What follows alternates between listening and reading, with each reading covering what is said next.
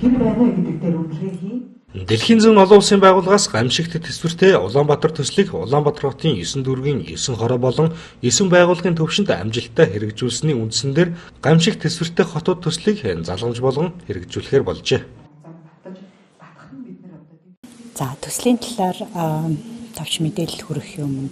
Дэлхийн зүүн байгууллагын талаараас товчхон мэдээллийг хүргэе. Дэлхийн зүүн Монгол олон улсын байгууллага нь стратегийн үндсэн гол зорилтуудын нэг нь гамшигын менежментийг сайжруулах. За үүн лөө одоо хөрөнгө оруулалт, хувь нэмрийг оруулах гэсэн ийм үндсэн зорилт байж байгаа. Энэ хүрээндээ бид нар өнгөрсөн хугацаанд төрийн болон төрийн бус байгууллагууд ялангуяа онцгой байдлын ерөнхий газар, за аймаг дүүргийн газар хэлтсүүдтэй хамтран нэгдсэн үндэсний байгууллага, лан загалмаа гэх мэт байгууллагуудтай хамтран маш олон төсөл хөтөлбөрүүдийг амжилттай хэрэгжүүлж ирсний нэг нь өнөөдөр бидний нээлттэй хийж байгаа гамшиг төсвөртэй хотод төсөл байгаа. За энэ гамшиг төсвөртэй хотод төсөл маань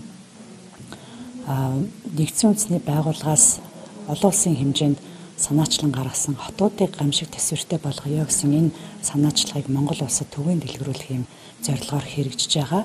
Үндсэндээ 2 дахь шатны одоо ийм төсөл байгаа. Нэгдүгээр шат нь Улаанбаатар хотод хотын 9 дүүргийн 9 хороо мөн дээр нэмээд Улаанбаатар хотын нийслэлийн хэмжээний одоо төрийн байгууллагуудын гамшигын менежментийг чадахыг нэмэгдүүлэх чиглэлээр бол хэрэгжсэн. Энэ удаач мөн одоо Орхон аймгийн Эрдэнэт хотын төрийн одоо 4 байгууллага, за дээр нэмээд Баян өндөр сумын 6 багийн иргэдийн одоо гамшигаас хамгаалах ойлголт мэдлэгийг нэмэгдүүлэх, за мөн гамшигын эрсдлийг бууруулах чиглэлээр тодорхой хэмжээний одоо хувь нэмэр хөрөнгө оруулалтыг хийхээр одоо өнөөдөр нээлтийнхаа үйл ажиллагааг хийж байна. Нийслэлийн газар хөдлөлийн мянган ажиллагааны төвлөрөл нийтдээ 100 Дээрх төсөлд нийслэлийн засаг даргын тамган газар, Орхон аймгийн засаг даргын тамган газар болон нийслэлийн онцгой байдлын газар, Орхон аймгийн онцгой байдлын газар дэмжин ажиллах юм а. Орхон аймгийн гэр бүл хүүхэд залуучдын хөгжлийн газар, боловсролын газар, эрүүл мэндийн газрууд хамтран ажиллах юм.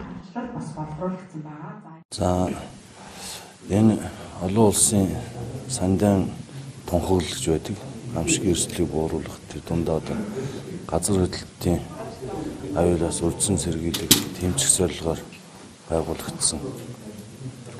Энэ тунхаглалыг хэрэгжүүлэх зорилгоор Монгол улсын засгийн газар тунхаглалд нэгдэж тэгээд улс орныхоо хотуудыг гамшиг төсвөртэй байлгах ийм төсөл хөтөлбөр өнгөрсөн 2 жилээс ахуулаад явж байна. Тэгээ энэ төсөл хөтөлбөрийн хүрээнд энэ 19-с 20 онд манай Эрдэнэт хот гамшиг төсвөртэй хот энэ хөтөлбөрт бол хамрагдаад өнөөдөр үйл ажиллагаа эхэлж байна. За энэ хөтөлбөр ямар зорилготой байх вэ гэдэг зэрэг нэгдүгürt иргэдийн гамшигын ойлголтыг одоо мэдгэдэгүнд нөлөөлөх, тухайн орон нутаг дээр гамшигын сургалтын материалын баазыг бий болгох. Гуравт нь бол энэ оролцогч байгууллагуудын тэр дундаа ажилтан албаа хаагчдын үйл ажиллагааны чадамжийг нэмэгдүүлэх.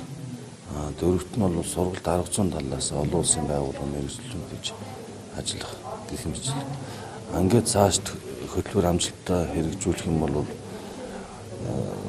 өнөөдөр бол манад Баян өндөр сумын 6 багийн нутаг дээр ингэж хэрэгжүүлэхээр төлөвлөгдсөн. Цаашд бол нийт нутаг дэвсгэрээр нэг хамруулахаар ийм одоо зорилттой төсөл хөтөлбөр байна. Энэ хоёр Төслийн хүрээнд зорилттой байгууллагууд хороо байгууллагын төвшөнд гамшигын менежментийн багийг байгуулж ховц сэргэллэлээр хангаж чадварчуулахаас гадна иргэдийн оролцоотой гамшигаас хамгаалах, гамшигын эрсдлийг бууруулахад чиглэсэн хууль дүрм журмын хэрэгжилтийг хангахад тулгардаг бэрхшээлийг тодорхойлох, өөр хоорондоо хэрхэн уялдаа холбоотой зохицуулагддаг тал дээр дүгнэлт хийж ажиллах юм а. зам